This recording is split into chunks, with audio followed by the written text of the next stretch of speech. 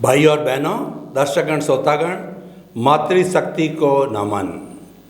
अब आप भी धीरे धीरे समझ रहे हो, हर वर्ग का व्यक्ति जो कि मानसिक स्तर से मंद है, मध्यम है, बुद्धि है, गांव का रहने वाला, पढ़ा लिखा, कम पढ़ा लिखा, हर व्यक्ति अपना ज्ञान, दर्शन, ज्ञान का मतलब अस्तित्व में शुद्ध आत्मा हूँ। और दर्शन का अर्थ यह है कि ये कुदरत की रचना और कुदरत का कानून हमारे मन वचन काया को चलाता है। कुदरत की रचना है, बड़े सिंपल सिद्धांत है। इन सिद्धांत की एप्लीकेशन करो, क्योंकि सनातन सत्य है वो सिद्धांत पर आधारित है। सिद्धांत परिवर्तनशील नहीं होता, स्थायी शाश्वत होता है। और दूसरा परिणाम है वो अवस्थाओं पर निर्भर होता है। तो सिंपल सिद्धांत हर कोई समझ सकता है। ऐसा ही शाश्वत सिद्धांत को समझाने वाले परम पूज्य स्वामी कमलेशानंद जी, अध्यात्म विज्ञानी, ज्ञानी स्वयं विराजमान हैं। आप सबकी तरफ से स्वामी जी को बहुत बहुत कृतज्ञता। जय सच्चिदानंद। स्वामी जी, ऐसा कहा जाता है कि भारत में 50% लोग गरीबी की रेखा से नीचे जीवन यापन करते हैं। कई बार हमारे माननीय प्रधानमंत्री जी के मुखारविंद से मैंने सुना कि 140 करोड़ जनता वाला भारत देश है, यानी 60-70 करोड़ लोग गरीबी की रेखा का मतलब उनको 3 जून की रोटी भी बराबर सुलभ नहीं होती है। रोटी, कपड़ा, मकान, शिक्षा, चिकित्सा सब में वो निम्न स्तर पर आ गए हैं, उनके पास में पूर्ति नहीं हो रही। कृपया ऐसे लोगों के लिए सरल, सहज, सुगम भाषा में आप अध्यात्म विज्ञान कैसे बताते हैं, उन लोगों के लिए सांत्वना के रूप में कहिए, ज्ञान के रूप में कहिए, और उनके मन की शांति के लिए कहिए। कृपया थोड़ा आप बताइए।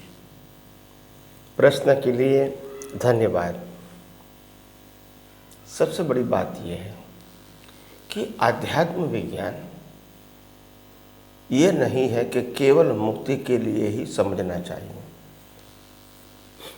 आध्यात्म विज्ञान सामाजिक और धार्मिक जीवन में भी आपको आत्मविश्वास बढ़ाने के लिए भी ये जानना जरूरी है, क्योंकि अगर ये सनातन सत्य जानोगे तो फिर आपके जीवन में जो सामाजिक और धार्मिक रिलेटिव सत्य की अवस्था आएगी, उसमें अगर आपकी दृष्टि के पास सनातन सत्य होगा तो वो पजल आपको पजल नहीं लगेगा, वो प्रॉब्लम आपको प्रॉब्लम नहीं लगेगा, क्योंकि आपको मालूम है कि यह संयोग क्यों बना, सामाजिक या धार्मिक क्यों बना। तो इसीलिए आध्यात्म मार्ग केवल मुक्ति के लिए है ऐसा नहीं है। आध्यात्म का मार्ग, आध्यात्म विज्ञान सनातन सत्य को बताने वाला मार्ग है। इसका उपयोग आप सामाजिक, धार्मिक या आध्यात्मिक फील्ड में भी कर सकते हैं, क्योंकि जब भी, जहाँ भी, जिस एंगल से करोगे आपकी दृष्टि सनातन सत्य बनेगी और रिलेटिव सत्य का पजल वहाँ नहीं रहेगा। तो इसीलिए आध्यात्म विज्ञान अगर हम समझना चाहें तो कैसे समझेंगे?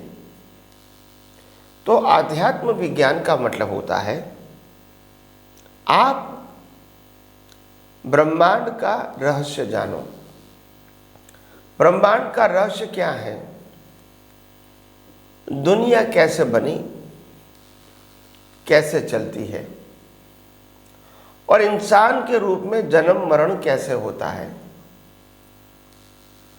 तो सिंपल उत्तर यह है कि दुनिया 6 सनातन तत्वों से बनी है, और 6 सनातन तत्व सिंपल है: चेतन, जड़, गतिसहायक, स्थितिसहायक, टाइम एंड स्पेस। ये 6 सनातन तत्वों का संक्षिप्त उत्तर है। चेतन का मतलब आत्मा, अविनाशी, परमानेंट। जड़ का मतलब होता है मैटर, जिससे ये अवस्थाएं बनी है, जिससे शरीर भी बना है। गति सहायक का मतलब होता है मोशन या मूवमेंट। सूर्य, चंद्र, तारा, ग्रह, नक्षत्र, भरती ओठ, हवा, पानी और इंसान और इसके मन, सब कुछ घूमता रहता है। मूवमेंट वो गति सहायक तत्व का हेल्प है। चौथी है स्थिति सहायक। तो गति करते करते अगर स्थिति सहायक तत्व नहीं होता तो आप स्थिति कैसे करोगे? एक बार गाड़ी चालू हो गई फिर ब्रेक कैसे लगाओगे? स्थिर नहीं हो सकता। हाँ, तो इसीलिए गति की भी जरूरत है और स्थिति तत्व की भी जरूरत है। पांचवा तत्व है समय। दुनिया में कोई भी अवस्था को नापना है तो समय तत्व चाहिए। वर्तना। बिना समय तत्व आप नहीं बता सकते कि उसकी बिगिनिंग कब हुई, एंड कब हुआ, जन्म कब हुआ, मृत्यु कब हुई, ये अवस्था का एंड कब होगा, इनका रिजल्ट कब मिलेगा। अगर समय तत्व नहीं है तो जीवन की कोई भी अवस्था को एक्सप्लेन करना डिफिकल्ट हो जाता है। तो ये समय तत्व परमानेंट है और ये अवस्था के रूप में टेम्पररी काम करता है। और लास्ट और अंतिम तत्व है स्पेस, जिसके अंदर ये सब एक्टिविटीज होती है। तो इसीलिए हम ये कहना चाहते हैं कि ये 6 तत्व समझेंगे तो मालूम होगा कि 6 तत्व का मतलब क्या। 6 तत्व का एक नाम है कुदरत, और ये कुदरत जो 6 तत्वों से बनी है, ऐसे हमारा शरीर यानी मन, वचन, काया भी 6 तत्व से बना है। और इसीलिए वेदांत में बताया पिंडे सो ब्रह्मांडे और ब्रह्मांडे सो पिंडे। जो तत्व ब्रह्मांड में है वही पिंड में है, और जो पिंड में है वही ब्रह्मांड में है। तो तत्व के रूप में पिंड और ब्रह्मांड तत्व के रूप में अलग अलग नहीं है, अवस्था के रूप में अलग अलग हो सकते हैं। दूसरी बात, ये 6 तत्व काम कैसे करेंगे, क्योंकि वो तो अविनाशी है, तो वो कुदरत के कानून से काम करेंगे।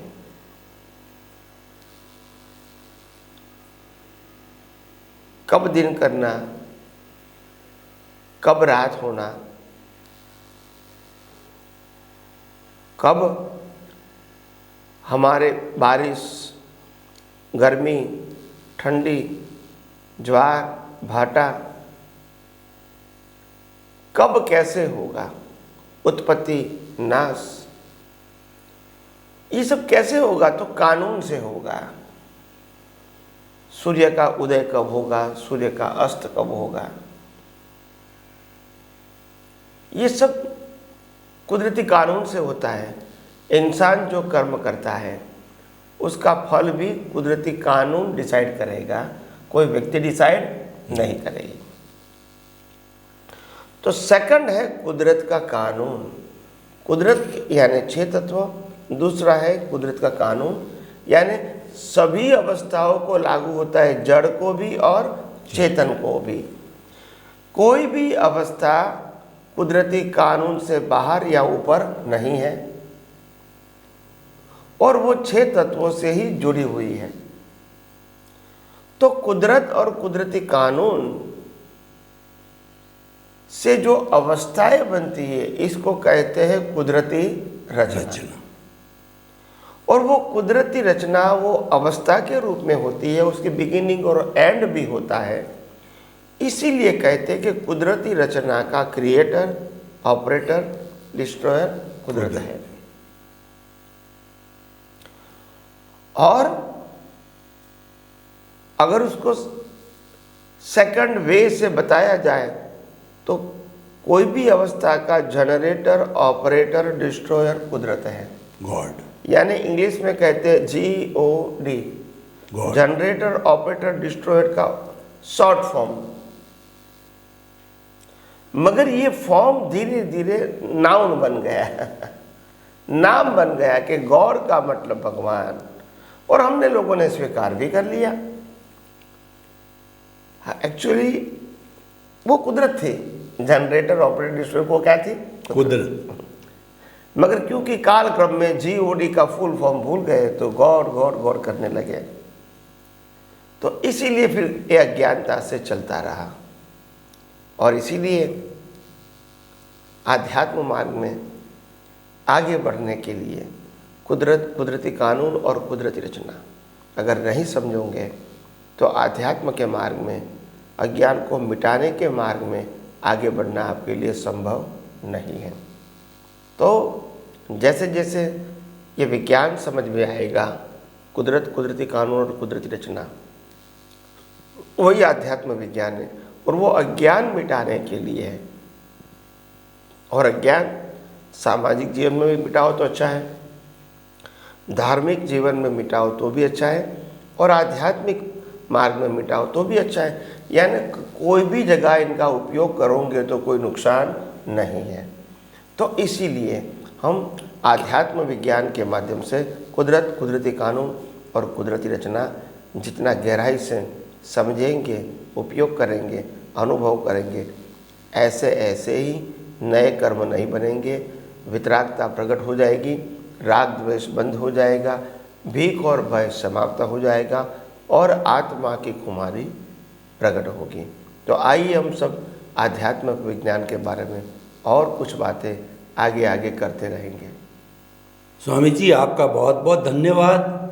अभावग्रस्त लोगों के लिए बहुत अच्छा नुस्खा दिया।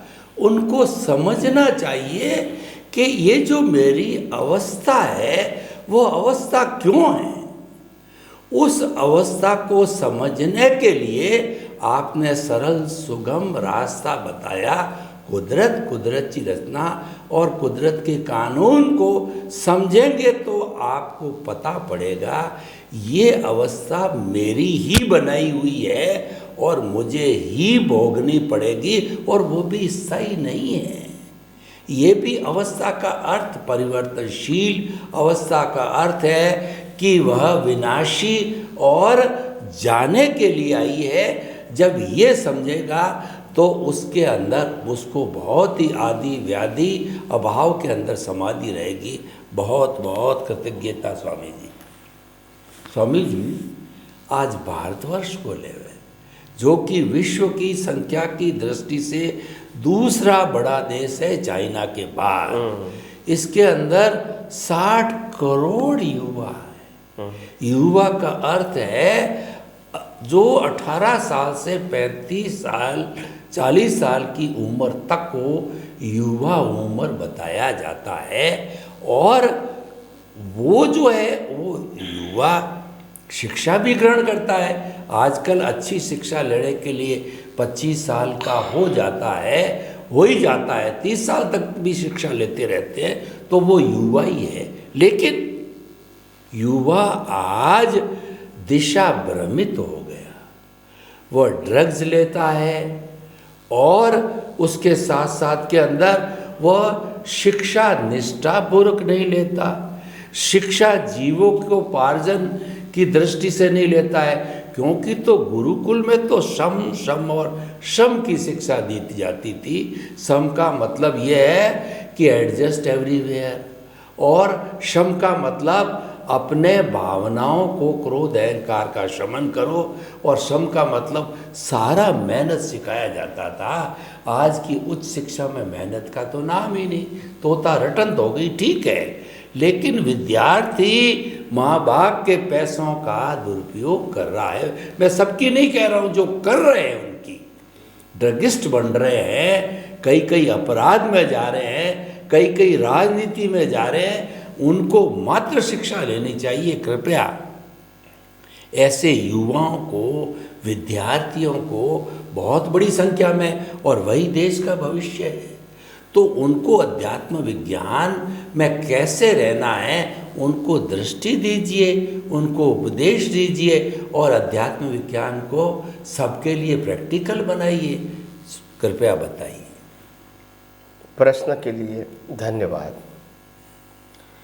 देखो, सबके हाथ में काम, ये बहुत बड़ी चीज़ है। पसंदगी का काम वो एक अलग सब्जेक्ट है, मगर काम जरूरी है। तो आज युवा और युवतियों को, पढ़े लिखे हैं, इनको भी काम चाहिए।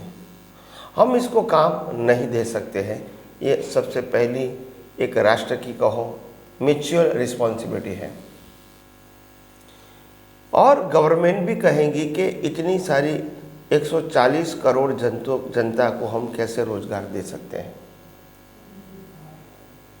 तो बात यह है कि भारतवर्ष के अंदर ऐसे बड़े बड़े प्रोजेक्ट बनाने पड़ेंगे जो प्रोजेक्ट भारत के लिए एग्जाम्पल होगा और विश्व के लिए मार्गदर्शक होगा। जैसे हमारे यहाँ योगा जो है वो योगा हेल्थ के लिए अच्छा बताया गया है। इसमें कोई पैसा नहीं खर्च करना है, इसमें कोई विशिष्ट प्रकार के धर्म की बात नहीं है और नहीं कोई राष्ट्र को बदलने की, छोड़ने की, कन्वर्ट करने की बात नहीं है।